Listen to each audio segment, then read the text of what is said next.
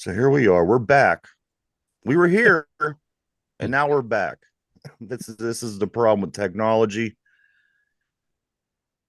I can't help but Um, laugh. Otherwise, I'd cry and scream into the void over here. I knew it as soon as it frozen. So here we are. We're back. Just in case you didn't catch the beginning of the last time we were on. This is episode 480 of the Two Dumb Yinzers. This is Friday. This is the eve of the Steeler game. It is the eve of Wild Card Weekend. NFL, the AFC teams will be playing tomorrow, guys. Mm-hmm. Um, we got Buffalo 1 o'clock Sunday. Big news, though, I do want to cover off the top because if we don't, people will be writing to us and asking us why we're not talking about it. Of course, Gerard Butler. I'm sorry, not Gerard Butler, Gerard Mayo. Gerard Mayo. I love Mayo. Gerard Mayo is the new head coach of the New England Patriots. So this was a little bit Yes. of a shock, guys, Yeah. because you yeah. go from the GOAT of all time, according to some people, to a guy that really didn't have much coach experience. He coached a little bit under Bill Belichick. He hasn't really even been out of the league that long. No, he hasn't. No. And like he had this built into his contract. Like I am the successor to Bill Belichick. Wow, that's I thought, interesting. yeah, to where they were just like, boom. All right, we already have our guy. And yeah. That's They didn't put too crazy. much That thought is into that. nuts. They didn't You put too wouldn't much thought into that. you wouldn't think that an organization like this would. Here's the thing: you just went from going to 10 Super Bowls, 9 Super Bowls, whatever it was, winning a whole bunch. Mm-hmm.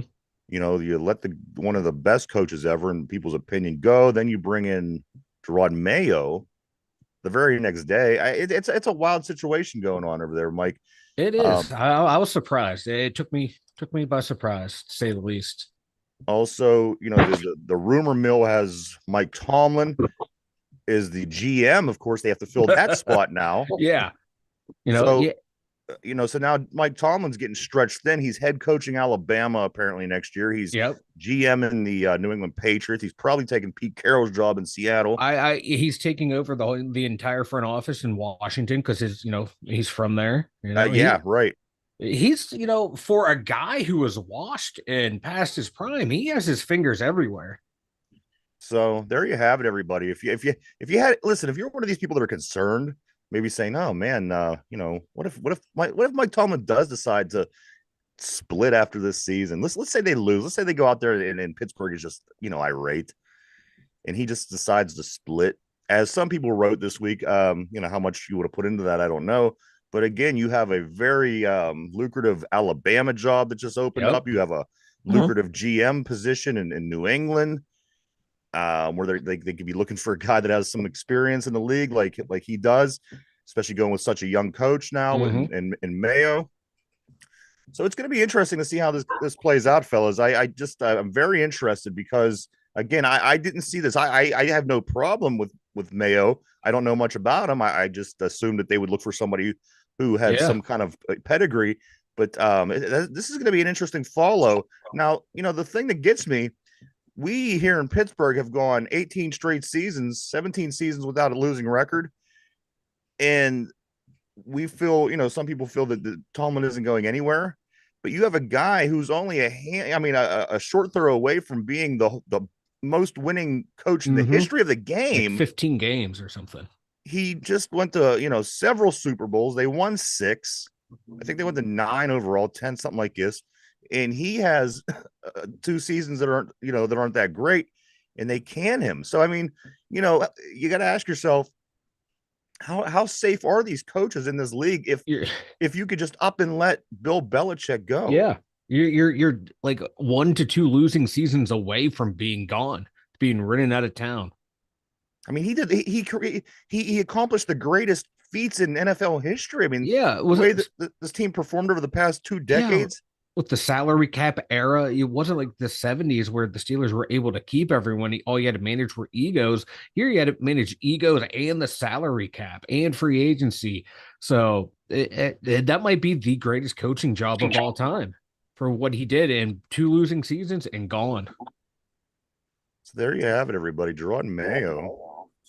If you were catching that while we were We were having issues again, everybody. We were having technical difficulty. There was internet issues and things like this. So we are a little behind schedule today. Guys, this is wild card weekend. The NFL playoffs start tomorrow. I can't wait. I couldn't be more excited.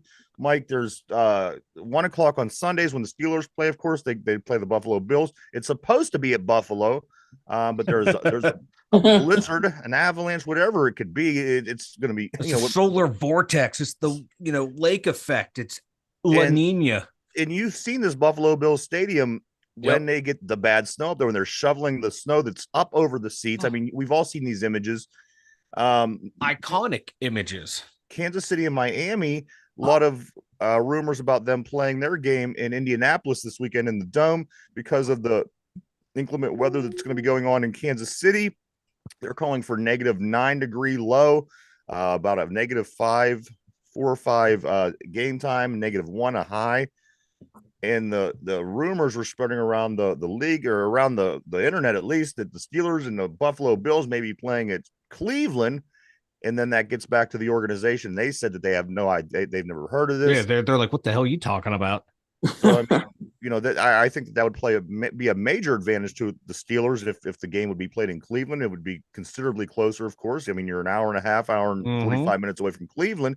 And I think you could, the Steeler fans could fill that stadium up pretty quick. So I don't know what's going to happen. Mike, you were saying before the show there's going to be some wins. What's the winds going to be like in Buffalo? The reports I'm hearing is they're predicting up to 50-mile-an-hour winds, and they're going to be crossed winds. They're going to be coming across the stadium, not end zone to end zone. It's going to be sideline to sideline, and that's going to be huge. Because if you're throwing into the wind, behind the wind, you can adjust for that easier than going across, especially if you're trying to throw those out routes or those sideline back shoulder throws that we've been liking to throw this year. And that's what worries me in this game. Josh Allen has a cannon for an arm. He might have the best arm in the league, and I can see him cutting through those once or twice for big gains. And that might be the turning point of the game right there. I think, Mike, if you break it down, I think Josh Allen really is the X factor in this football game. I mean, say what you want about the Steelers defense, about our running game, about Buffalo, what's going on there, any special teams. When it comes down to it, Josh Allen is the X factor. How he performs is going to dictate the way that this game goes. If he's able to play well, it's going to be that kind of game. If he's not, so this is a very, very interesting wild card weekend. I think that it's going to fit the bill for the name perfectly. I think this is going to be a wild weekend. As crazy as the season has been this year, I think that the first weekend of the playoffs is gonna surpass that. I really do, especially with all this weather coming into Missouri, weather to Western New York. Mike, I what a better name for the kind of weekend I think this is going to be than wild card weekend. It is going to be a wild one, and this weather game, it's gonna affect both teams. So I'm looking forward to it. And Josh Allen being the X factor, my God, he's like Lamar Jackson. You think about it, the play breaks down. What two quarterbacks are you worried about taking off and running? It's Lamar Jackson and Josh Allen. So he's going to be the huge X factor on top of the weather. And you know what? These people who want to say we can't play these games in the weather, boo hoo. Miami can play in 140-degree heat, but they can't play in -9. Yeah, exactly. Get out of here. You know what? If Miami didn't set it up to where the visiting team gets the 110-degree weather on the hottest days, I would say, you know what? You maybe have some compassion for these guys. But they do it on purpose in Miami. In Jacksonville, they make you wear the dark jerseys whenever you play down there. And when in the dark jerseys, they put you on the 110-degree sidelines. Yes. Yeah. So, I mean, if that wasn't the case, I may have some compassion. So, you know what? Screw them. Let them play in the blizzard. Let them play in the ice, and let them be at a disadvantage because, as I said, they don't go out of their way to make sure that doesn't happen in Florida in September. No. And what's good for the goose is good for the gander. Some of the most iconic NFL games have been played in the snow. And you got the Ice Bowl. A couple of years ago, you had New England versus the Bills in a blizzard you can barely see. The Pittsburgh versus roll game was a tough roll game. The game, the Steelers last Buses was it one of his last home games against Chicago. The Bears. He ran over Brian Urlacher, made him look like a little panty waist. These iconic moments that happen in these bad weather games. So, like what I said before, man, is this is what you fantasize about when you're a little kid, especially where we grew up in this area with the snow. You want these games. You want to be that guy who's running through the snow, running over the defense. You want to be that linebacker that's stalking the running back in the snow, making that big hit. You want to be that big safety coming down with a huge pick on the quarterback, running it back in the snow. This is what you live for as a And kid, that's and the kind of let it kid happen. that kid was Josh Allen. Yeah. He's the kind of kid that doesn't let the snow bother him. He doesn't let the wind, the rain, Mm-hmm. whatever. That's what scares me. And that's why I say that he is the X factor in this game. His play, whether it be good, whether it be bad, will be what Oh yeah. dictates this game overall, I do believe. So, we're going to be keeping an eye on that early, and we're going to be keeping an eye on Yeah. that often, because the great neutralizer here is the weather. And I Yep. just I don't know if anybody is really an advantage or a disadvantage. It's just something that we're gonna have to wait to game time to see. Of Yeah. course, the Steelers practice at Acrisure Stadium to get out in the cold a little bit instead of in Mm-hmm. their indoor facilities to get ready to go up there. I don't know how much that's going to make a difference, because when you get up there and it's and There's it's cold and then there's cold. right, And that is cold. there's cold and there's lake effect cold, and Yeah. we're going to be going up there. And Mm-hmm. so they're trying to prepare, guys. Again, the game 1 o'clock Sunday, wild card weekend. The Steelers and the Bills, the number 7 seeds, Mike, which the Steelers are one of them in the playoffs this year, are 0-6 since they expanded to 7 teams in each conference. 0-6. It's been a few seasons now. The two number 7 teams are the Steelers, and then on the NFC side, the Green Bay Packers, who are playing the Dallas Cowboys. Mike, do either one of these 7 seed teams have a chance to move on to the divisional round, in your opinion? The Pittsburgh Steelers against Buffalo, or the Green Bay Packers and Dallas? Do either one of these have a chance, or do you think it's going to continue on being an offer? I think it's going to continue on to be an offer, but I think the Steelers had the best chance just because, like we were just talking about, the weather. That's the great equalizer. I think that's going to give us the better chance to make it. I would love to see both 7 seed wins because I hate Dallas as a Steeler fan. That's just natural. And as a Steeler fan, I want the Steelers to make it through, but I don't think. But I think this year it's going to be really, really close, and it wouldn't surprise me if Pittsburgh makes it just because of the weather. But on the other hand, we know this current Cowboys team, ever since they had their run in the '90s, they choke. Oh yeah, Everyone wants to make fun of the Steelers to losing to Arizona. We lost to Arizona with Kyler Murray. I don't think when they lost to Arizona, I don't think Kyler Murray was playing. no, So, no. this team, Dallas could drop the ball and it could happen, man. This could be the year both 7 seed wins, but in my heart of hearts, I don't see it happening. See, I think the Steelers got as good as chance. Again, it's going to come down to the play of Josh Allen, and with Yep. this weather Give us and being take what us it away. is, can this be another one of the, depending on, like what you said, 50 some miles an hour going across the field with the wind, inches and inches and inches of snow. Could this be a game similar to the 3-0 result against the Miami Dolphins about 15 years ago? I mean, Yeah. is this game, is it possible to think that this can be a freakishly weird game? And if that's the case, I think that we're just as much in this as Buffalo is. It does have the potential to be one of those games, like you said, a 3-0 game, a 2-0 game. A safety could be the deciding factor in this game. Wouldn't that be something? Oh, I would love it. And I hope we get the safety and win. And Miles Killebrew with a block out of the end zone. Of course, Kansas City and Detroit, or Kansas City, and who are they playing? Miami. Miami. See, now, boohoo, Miami. They're going to be up in Missouri. It's going to be -9. -9 is the low in that game. Going to be, as I said, this fits the bill for a wild card weekend. Yeah. There's going to be some crazy things that happen this weekend. I promise you. If you're a football fan and you want to see some shit, watch football this week, because there's a bunch of games, and there's a bunch of interesting scenarios. Even the games that don't have weather, with the Matthew Stafford going back to Detroit to Oh, play. that's gonna be a good one. I mean, if you're a football guy, this is the weekend for you. Storylines galore, man. Yeah, man, It's gonna be great. absolutely. So Let's that go, is but let's go Tampa Bay. Let's go AFC, NFC South, worst division in the league, mess up the entire playoffs. Steelers are 10-7, Buffalo's 11-6. As Mike mentioned, the NFC South, the whole entire listen to this, their division winner, the Tampa Bay Buccaneers, has the same record is the team in the basement in our division. The Bengals have the Yeah, same exact record. Isn't that wild? that's nuts. That just shows you how competitive the NFC South is. My They goodness. are the worst division in football. If they Some of the were, and people say this, but if they were in our division, they would literally be in last place. They would be, yeah. And my God, if any team from the NFC, AFC North was in the NFC South, man, they would be top dog. Oh, Why can't we get that division? if he leaps and bounds My better God, than they'd be like, everybody oh, the else. juggernaut Pittsburgh Steelers, that unstoppable offense. That's something. God, The NFL these days. parody, baby, Bill parody. Belichick gone. Pete Carroll gone. The Tampa Bay Buccaneers are a 1 seed. And also, guys, speaking of coaches, something that I thought was funny, we mentioned earlier in the show about, the Alabama spot being vacant now with Nick Saban stepping out yesterday. Somebody I seen on social media, they said Matt Canada's got to be on the short list for the Alabama job. I saw that too.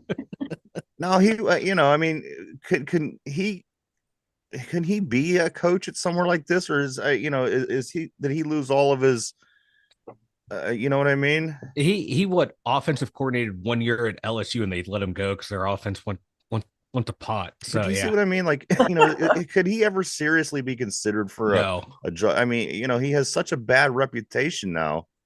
no, I like he doesn't have like a bad college offense, but I don't think he's going to be in like a Power Five conference ever Yeah. again coaching. Yeah, I can see him in the MAC coaching, whatever the remnants of the Pac-10 is, maybe creeping back up into the ACC. So Troy Polamalu, by saying the other day, it's crazy talk that Mike Tomlin won't be around next year. I think that just anything might be possible now. Anything's possible. It's the times are changing throughout the league, man, and maybe he wants to change the scenery. Yeah. Yeah.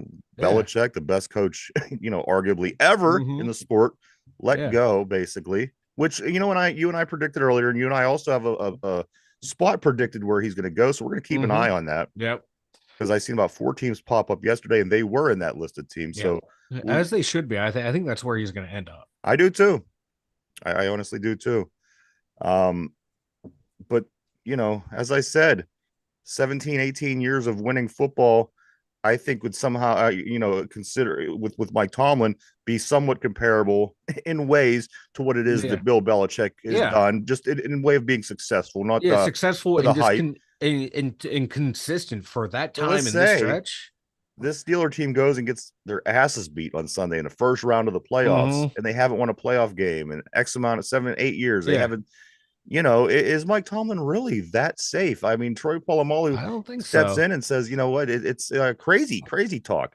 But I don't think that it's that crazy. I don't think it's that crazy either. No, and that's just a former player who loves his coach and sticking up for his coach. So you got to paint it through that lens. But no one's safe, man. It's the NFL. It's not for long. What have you done for me lately? Type of league, and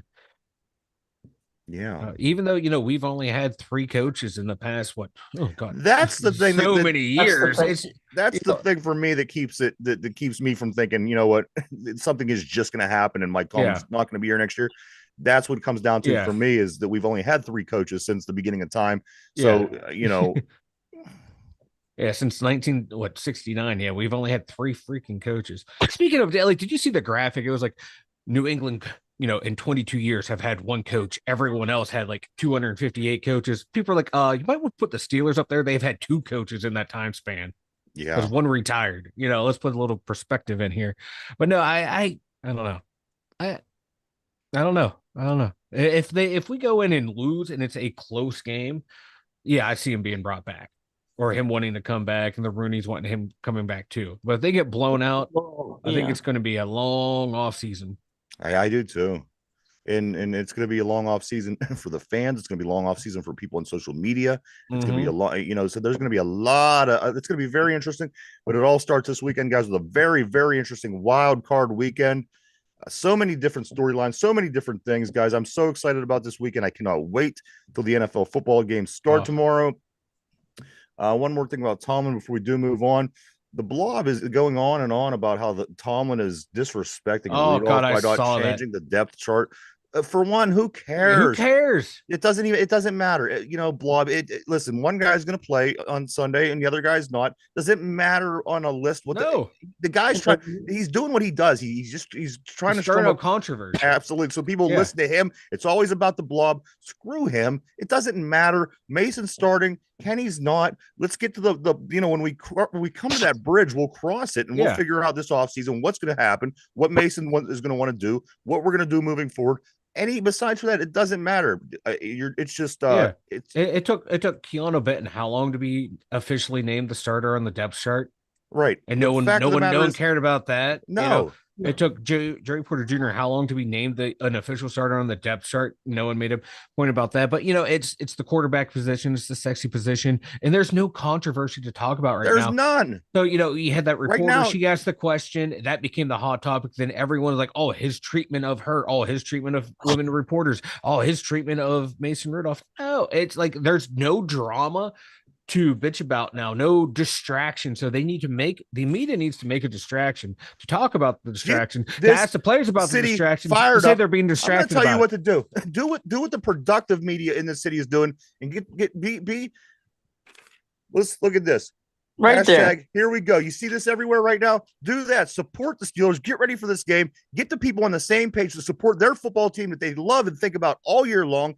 Get on, this guy here, the blob. All he does is he just tries to separate people. It's all about him. It's all about his ego. Listen to me. I got to be you know what? Screw you. Here we go. This is what I'm talking about right here. This is Steelers, baby. This is playoffs. This dude all season long talks about how bad this team is because they're never in the playoffs. Well, guess what? They're in the playoffs now, and he wants to drive wedges between people. I can't with him. But guys, we do have to move on. Mike, you did mention Joey Porter Jr. Joey Porter Jr. He says, whoever they give me, I'm going to do my job and lock them up. That is the mentality. This is what I want to talk about. I want to talk about the positive things that these guys are saying and getting ready for this biggest game of the year. Yeah, and he said it the right way. He didn't say I'm going to shut them down. He just said I'm going to lock them up. That's what you want. He wasn't overly confident. He wasn't being rude to him. He's like, I'm going to do my job. I'm going to try and shut them down like I'm supposed to do. So they're coming in confident, but not overconfident. And they're in that zone of where you need to be hey, if we go in and do our jobs, we're going to come out with a win. They're not going in, oh, we're so good, we're going to just do this and win. No, they're coming in with the right mindset of, I'm going to do what I need to do, and we're going to get it done. I'm going to, do my job, and we're getting out of there. This team sounds locked in and focused more than any Steeler team running into the playoffs in the past, decade. I think they've been locked in since training camp, but the injury. They had a couple down spots. You know what I mean? I see what you're saying, Dirt. We were on a high at the beginning of the season, and we had a roller coaster. And you know what? Here we are going into the playoffs to play against a Buffalo team that I think that we can beat and get ready to go into a game against a Baltimore team. If we do win, that we can beat. So, say what you will. We are 10-7. We're just as good as everybody else. The only team that really has an advantage as far as a record, certainly in the AFC, is the Baltimore Ravens. But that's a team that I think have a chance to beat.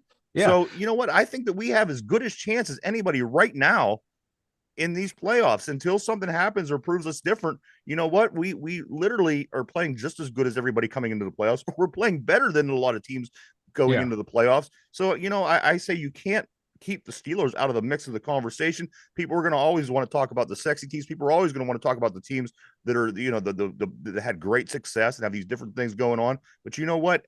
When it's all said and done, I really feel that we are in the mix. And, let's just say something crazy happens with this weather or whatever. We do win. We go to the second round. You're not going to be able to count the Steelers out just yet. No. And right now, everyone is counting them out. Like 0.8% chance to win the Super Bowl. Mason Rudolph is rated as the 14th best quarterback in, out of the Yeah, 14 we're gonna that get to are that in list here. shortly. Yeah, oh, my bad. I'm sorry. I didn't No, mean you're to jump good, the man. gun. But yeah, like there's just like everyone's picking against them to win. The spread's almost 10 points. Even with the weather, it's still a 10-point spread. Eh, you don't want to count this team out. And to circle back to like what Derby was talking about, this team being locked in, I think there's truth to that because this team totally could have collapsed after that 3-game losing streak. And Absolutely. if they weren't locked in, if they didn't buy in, that would have been it, man. They would have lost the next 3. They would have gone out on a 6-game losing streak. Instead, they're into the playoffs on a 3-game win streak and coming in with a confidence, not an arrogance, but they're confident. That's the thing. They're not good enough to be arrogant, but they are good enough to be confident. They are good enough to come in and play with confidence, and they are good enough to come in and win a football game. I honestly do believe this. And as you know, there's always upsets in the NFL and in the playoffs, and teams that are expected to win does not win. I think this game certainly falls into that category, guys. Yeah. Mike, did the Buffalo Bills, the sideline reporter, did he doom the Buffalo Bills by making a comment about the terrible towel? This conversation with this I guy, heard about Doran that. Dickerson, apparently. Yeah. He says, Doran Dickerson says, well, there's not really much of a difference between wings in Pittsburgh and in Buffalo. Yeah. And the I sideline agree. reporter for Buffalo says, well, yeah, there's no big difference between the terrible towel and just a towel. It's just a towel, is what he said in quote. Is this enough, Mike? Is this enough for the football gods to bring hell down on Buffalo? Or is this? It wasn't a player. The towel wasn't desecrated. But on the other hand, when Trevor Lawrence was making comments about it being a little yellow, we brought up the thing. So I think it's only fair. I think it's only fair to ask this question. I think it's adjacent, but not. It's next to it, but not. Now, if a player picked up on it, then yeah. But no, this is just that reporter. So I think I'd be worried if I'm that sideline reporter. If you're on the sidelines, be careful, man. You might get rolled up on. We see those big piles roll up and people pop up. You might be the guy who doesn't pop up. You might be the one who blows a knee out. And that would be the curse of the terrible towel. I'm more worried about his health. I don't think it's going to affect the Bills because they didn't say anything. They're smart enough because they know you don't mess with Flutie Flakes. You don't mess with the terrible towel. You don't. Yep. Bills are smart like that. I think Sean McDermott got them boys locked in. I think it's enough, Ryan. I think it's enough. You think it's enough? You think that? I think it's enough. Man, we should have had we should have got a hold of the football gods today, but we'll certainly get a hold of them soon, especially depending on what happens with this game, and we will find out for sure if that played a role in whatever happens. Because I'm having a hard time trying to figure that one out. It's. But I hate to say it. I hate agreeing with Doran because he went to Pitt, but he was right about his rant about Buffalo wings. They're just because Buffalo made them doesn't mean they have the best. Doesn't mean, Permanis, Pittsburgh, we put fries on sandwiches. That doesn't mean we have the best. We were just the first to do it. Yeah, and nobody really even acknowledges this. I don't think. I don't think people really make the most people. The average person doesn't even make the connection with Buffalo and wings. No. Like if you go to Buffalo, but like what place has the best wings, and they would all argue about them, so they can't even agree what are the best wings themselves. I know the wings I had last night from place up the road with the Buffalo wings. Is that 2 nights in a row? Yes, 2 nights in a row. 2 nights in a row. I can't stop now. God, with the Buffalo sauce. You need to stop because I will be at the studio this weekend preparing for the game, and you didn't know. And I also I went Wendy's 2 days ago. I went to Burger King and got my buffalo sauce yesterday. No, I made it a point to hit every place now. Stay away from me. Sauce. You're going to be sequestered into your studio. I'm bringing the mobile studio. We will stay away from each other. Mike, is Nick Herbig and Marcus Golden, are they the best tandem of depth at outside linebacker since 2006 when James Harrison and Chad Brown backed up Joey Porter and Clark Higgins? Yes, based on the production. I'm satisfied that they did in that year. Now, James Harrison, future Hall of Famer, Defensive Player of the Year, greatest Super Bowl player of all time. Yeah, Chad Brown, damn good player. But based on the production of what they did in their roles as backups, I say this group is better. than that group was. So you're as confident backups. going into this I'm game very confident. and moving forward with these two guys Yes. being your depth at linebacker, and you feel that they'll suffice to get the job done and to be Yes. enough to make it happen if need be.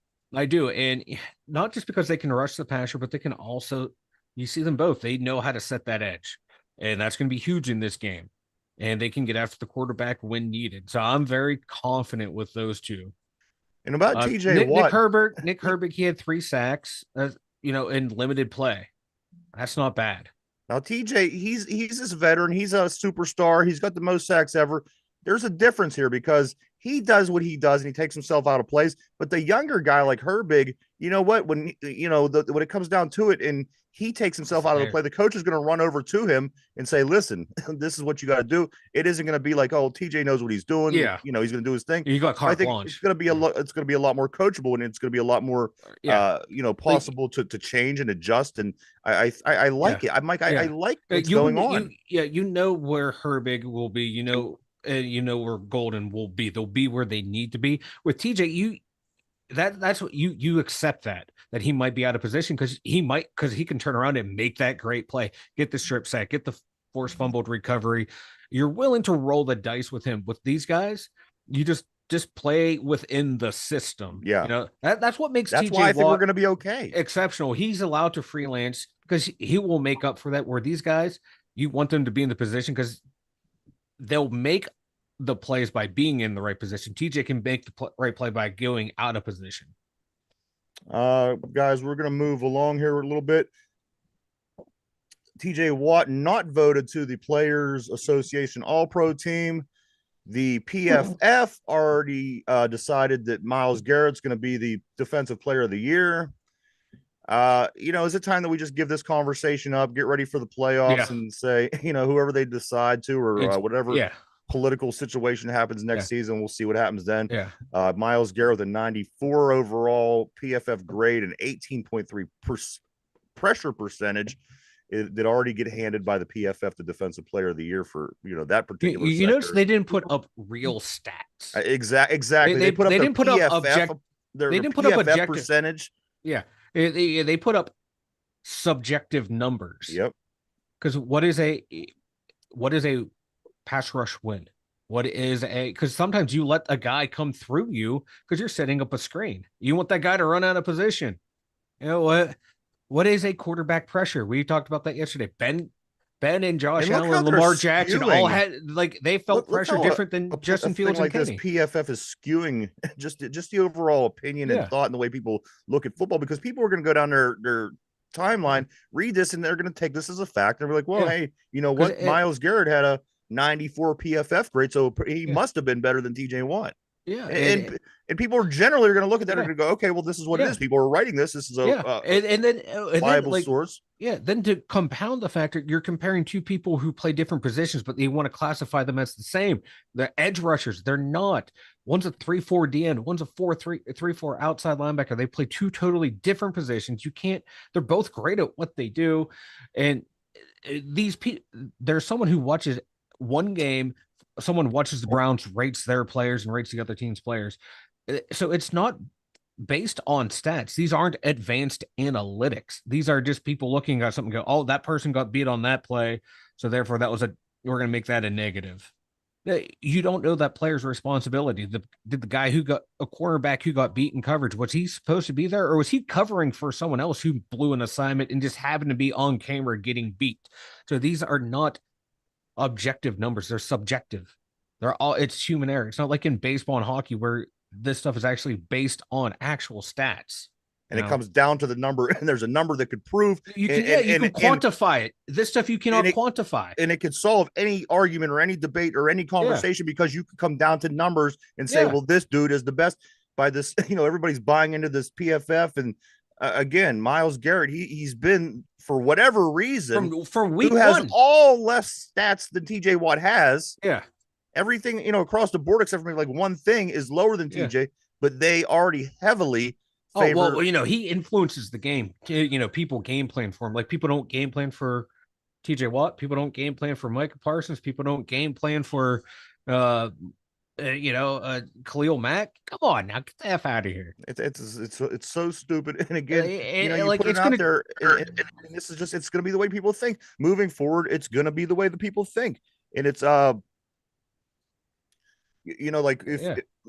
like just in the sense of the culture, in the sense of mainstream, people are going to look at this and are going to say, well, this is it. So moving forward next year, people are going to say, hey, well, PFF said this. Well, PFF last year called who the defensive player of the year was. Yeah. So this must hold weight. And then moving forward, people are going to say, well, PFF is it because the last 2 years, the defensive, and you see how that starts to change the mindset and take people away from what really, as we said, the numbers, the statistics, the outcome of the way that these guys play is what should matter. But it's not. It's not, Mike. It's all politics. And it comes down to stupid shit like this PFF. Yeah. To me, it's going to end up cheapening the Defensive Player of the Year award, because legit, there's like 4 or 5 guys who could win that award, but it's just going to be cheapened because it's been campaigned for through people like PFF. And I hate they put up the pressures. What happened with that pressure? Because they want to argue pressure is more important than a sack. At a sack, you can see they lost yardage, but with this pressure, if you pressure Josh Allen, Lamar Jackson, guess what? They can run for 40 yards. That pressure didn't help you. Yeah. Did you pressure someone into an interception? There needs to break down that pressure. You got to get you deeper. Can expand it out. Pressure, if you're going to use pressure for something that you're based on, you have to track it. You have to dig deeper. You have to peel back the layers to say, okay, well, the pressure was effective. The pressure caused an interception. The pressure caused the quarterback to throw the ball away early. You can't just say that, if you're going to use those particular numbers, you have to get deeper. You can't just exactly. It gives people a reason to keep making things a popularity contest, and be political about it, because there's no definitive way to disprove what they are saying. You know what I mean, or prove what they're saying. I don't like it, Mike. I don't like the way it's going. I don't like the direction it's going. It's not good. Again, somebody like TJ, whose numbers are better the whole way across the line. Yeah. He is, he's not considered as good as this guy. Max Crosby, whose numbers are better across the line than both of these guys. Yeah, maybe the guy in the defense, on the defensive side of the ball, somewhere that has the most interceptions. Or as you mentioned, Bobby Wagner yesterday with 184 tackles. Come on, 100 tackles is a lot of tackles in the NFL. The fact that he almost doubles that every season. And he's not mentioned in defensive player of the game. That's unbelievable. And that just proves what we're trying to say here.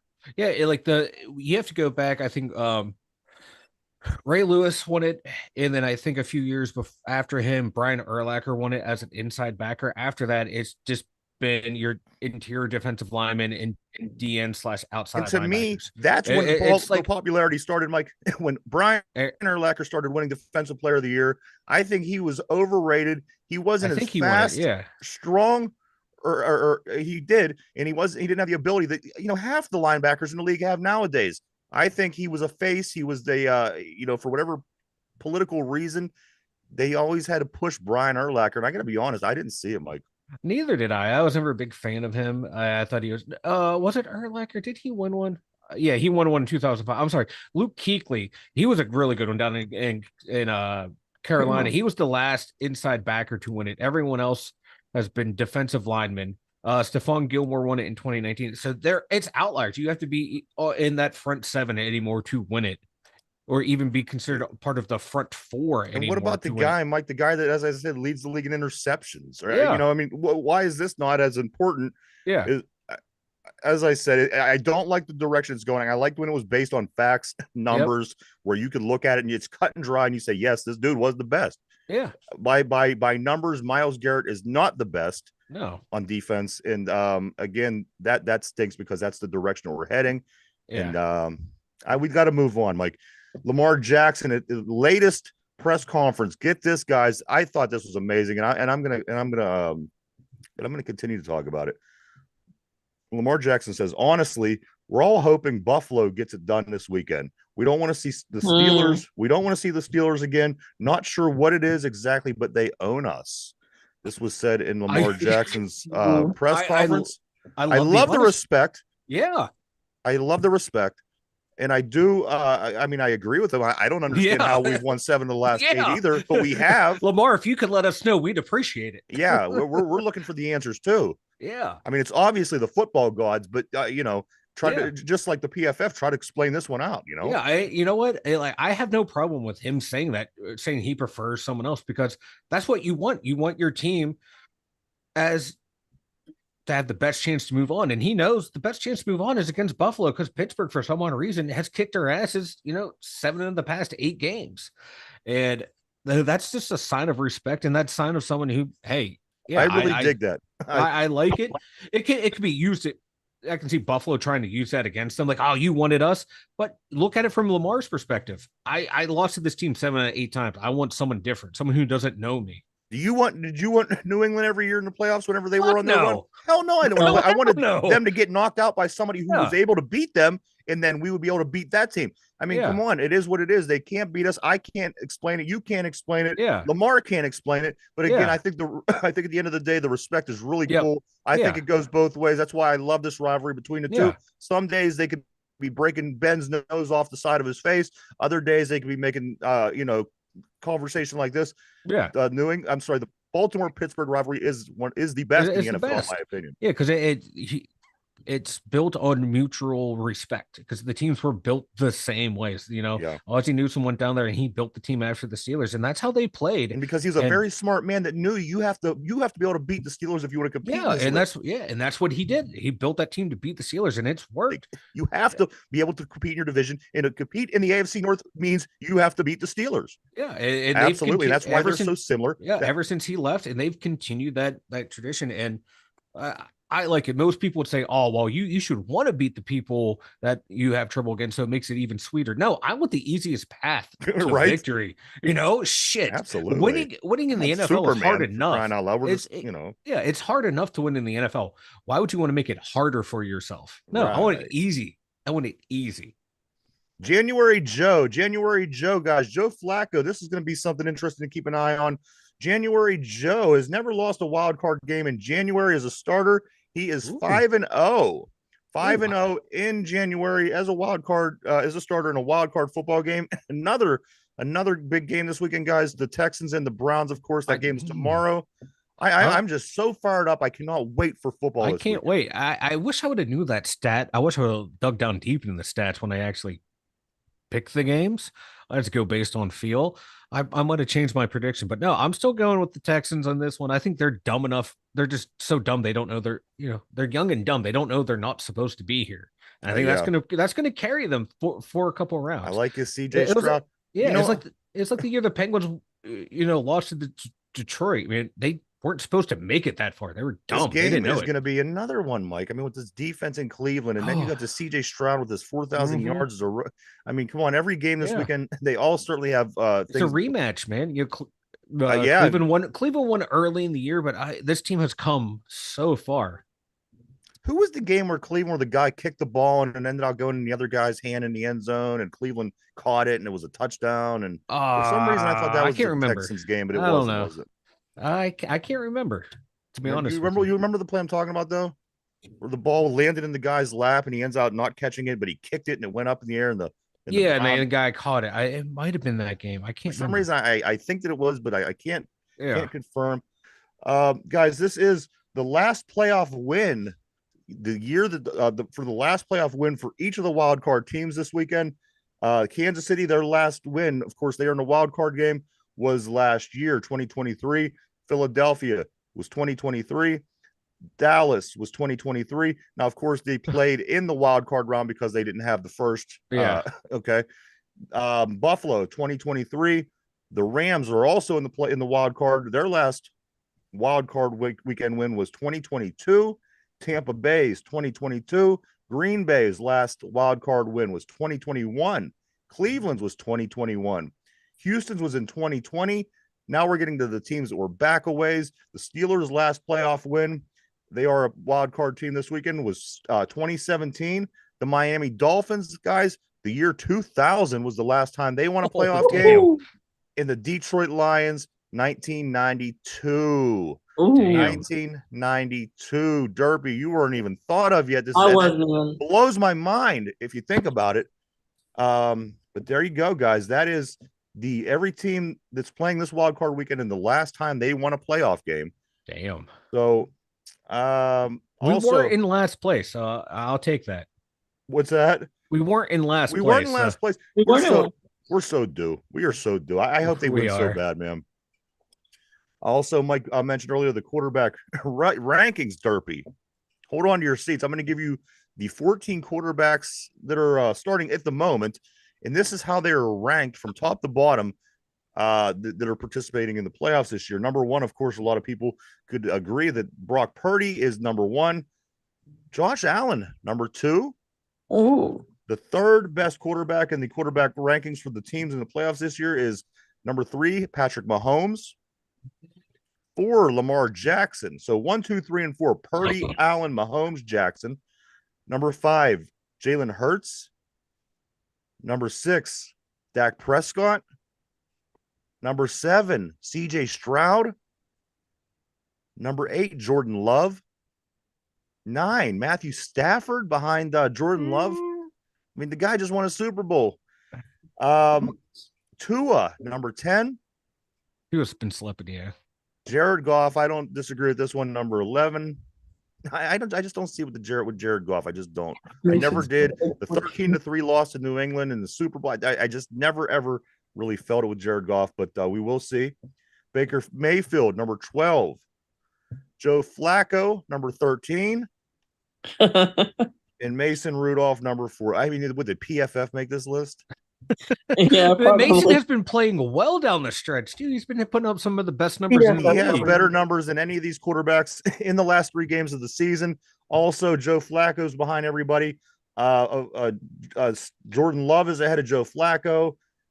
Let's look at some other things here. I just, again, Stafford, I think he's better than some of these other guys that are mentioned. Yeah. The 8 positions in front of him, the numbers and the things that he was able to accomplish with Detroit over the years, again, with Megatron getting him his numbers.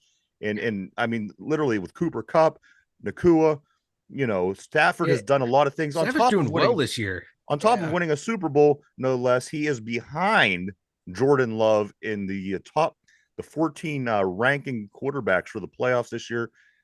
Again, I don't agree with, but you know what? We will see. We'll see this weekend, guys. We'll see. It's going to be interesting.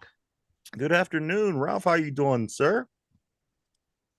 It is afternoon because we got pushed back a little bit. We had some technical difficulties early on. We were about 15 minutes into the show and we had to start over. I was ready to just kill everybody. We should be done by now. I should be taking a nap. Yeah, I should have buffalo sauce dripping off my chin as we speak. But here we are. So that is that, Mike. Why don't you give us what it's going to take in the keys for the Pittsburgh Steelers to beat the Buffalo Bills this weekend, Mike? On offense, obviously it's contain Josh Allen. And one of the things you can do is I heard this in a couple different places and read it too, and it makes sense. Just make Josh Allen be patient. Because he has that Ben Roethlisberger gene. He has that Brett Favre gene where he wants to chuck it downfield. He wants to make that play. He can go maybe a couple drives playing it smart, playing it safe. If you can just let him play it safe and he makes that big chance and you capitalize on him by getting a huge turnover, that can like send him down in a spiral. So it's containing Josh Allen. Just make him play a smart game. Don't let him go out there and break the game open. Also on defense, excuse me, I'm choking up here. Little indigestion. You have to get turnovers in this game. That's the only way we can win is turnovers, and more turnovers. And like Raul said, put a spy on Allen. Like I said yesterday, I think that guy, to totally confuse everyone, should be Minkah Fitzpatrick. He's athletic enough to spy him, patrol that bottom middle of the field, because they already said they're playing Eric Rowe, they're playing Kazee, they're playing Minkah, they're playing Pat Pete. So drop Minkah down in because he can stop the run and he can stop Josh Allen. He can stop those tight ends. On offense for the Steelers, you need to stop Ed Oliver. That dude is a beast. Yeah, he's 6'1", 280, small, powerful. He lines up all over the place. You can control Ed Oliver. You can control the run game and the pass game, but that's going to be a handful. But I hope Sayamala and I hope James Daniels are up for the challenge and just blow that whole front seven off the line. But yeah, it's containing Josh Allen. containing Ed Oliver. That's going to be your 2 keys right there. All right, guys. So that is it's that time to do our over and unders. This is going to be what we believe will be over under a particular different situations in the game. Mike, I'm going to start with you with the weather. Wind blowing 55, 52 degrees sideline to sideline in this game, possibly blizzard, avalanche type situation. Like Mason Rudolph, a touchdown, 1/2 of a touchdown, over or under? Under. All right.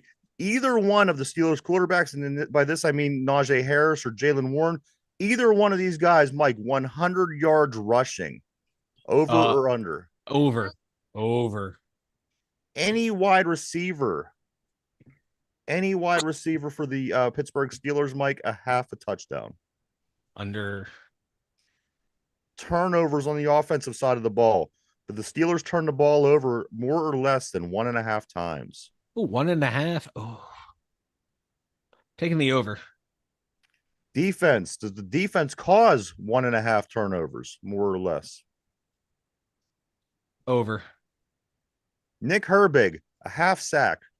Over. Boz, a 1/2 a field goal. Over. And finally, a 1/2 a devastating injury. Over, because it happens all the freaking time. All right. Derpy, I'm going to come to you. Same questions. You ready? Yes. Mason Rudolph, a 1/2 a touchdown, over or under? Under. Either running back for the Steelers, 100 yards, over or under? And I'm talking about Harris or Warren. Over.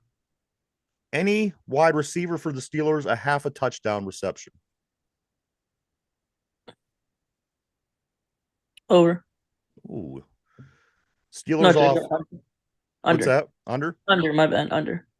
And turnovers by the offense, 1.5. Does this offense for the Steelers lose the ball 1.5 times, more or less? Over, under? Over. All right, defensive side of the ball, same question. 1.5 turnovers. Does this defense cause more or less than 1.5 turnovers? Over. Nick Herbig, a 1/2 sack. Over or under? Over. Chris Boswell, a 1/2 field goal. Think of the weather. Think of the winds, the snow, the wet ball. Boz, a 1/2 a field goal. Over. And finally, a 1/2 a devastating injury. You know what that means. We've been dealing with it all year. A player of significance getting getting a significant injury, being out, and either for the game or the rest of the season. 1/2 Derpy, over or under? To the infinity, over. All right. Mike, why don't you go ahead and tell everybody about the website? The2dumbyinzers.com. Head on over there. Got our merch store, got our links to all of our socials. We got the blog over there, all at the2dumbyinzers.com. A couple other things real quick. We will finish up with a little football, but the Penguins were back at it last night. They hosted the Vancouver Canucks. They lose in overtime. The Penguins record drops to 20-15-5, while the Canucks, they are up to 28-11-3. Goals scored for the Penguins were 2 goals by Crosby, 1 by Peterson. The Penguins pick up a point along the way because it did go to overtime. Crosby passes Mike Bossy to take the sole possession of 22nd overall in the NHL scoring list. What else? Penguins next game is tomorrow at Carolina, 7 p.m. Oh, dreaded Carolina game. Bucks Pittsburgh Pirates agree to 1-year deals with David Bednar and Mitch Keller. Bednar has been a 2-time All-Star. Keller was an All-Star last year. Bednar for the 1-year deal is getting $4.5 million, and Keller's getting $5.4 million. So, if you're hoping for some wins in Pittsburgh again with the Bucks, you want to keep these two guys around. I mean, sending these guys down the road historically has been something that the Pirates have done. I think it's a good sign that they're keeping Oh, them. yeah. Because it was arbitration. So they got good deals on them too. Yeah. But as Mike said, go check everything out. www.the2dumbyinzers.com. That's www.the2dumbyinzers.com with the number 2. All right, guys, last trivia of the week. I switched it up a little bit. We're not doing a Buffalo Bills trivia. we're doing a wild card trivia. This question of the day is going to be a trivia because it's a wild card weekend. We did Bills all week. I'm through with the Bills. I'm ready to think beyond that. So you gentlemen ready for the trivia question of the day? Yes, I am. Yes. All right. Here we go, guys. Play along on the board if you wish. Question of the day is this. What year was it that the NFL started their wild card system? I'm looking for a year that the wild card started in the NFL. Go ahead and think it over, guys. We are live, everybody. We're live 5 days a week, Monday through Friday, right here, 11 a.m. to 12 p.m. every day. And if you can't catch the show, you'd just rather listen to the show in podcast form, we do upload the new live show every day at 8 o'clock p.m. over on Spotify. If you'd rather listen to the podcast, maybe you're just a busy person and you like to listen to things in the car, in the gym, taking a walk, you could always go to Spotify and listen to our brand new show the same day. Check it out. So I'm not going to, I don't know. Do you want hands? I mean, I can. What year was the year that the NFL instilled the wild card system? You want choices? I can give you choices. I'm going to take a stab. I'm going to say 1980. 1980 is your guess, Mike? All right. Yeah. Is that your fine? All right. I'll lock you in on that. Derpy, over to you. What was the year that the NFL started their wild card round in the playoffs? I'll give you choices if you like. Choices. All right. Was it 1970? Was it 1975? Was it 1980? Or was it 1985? I'm looking for the year that the NFL started their wild card round. 70, 75, 80, 85. Mike said 80. What do you think, Derpy? I'm gonna go.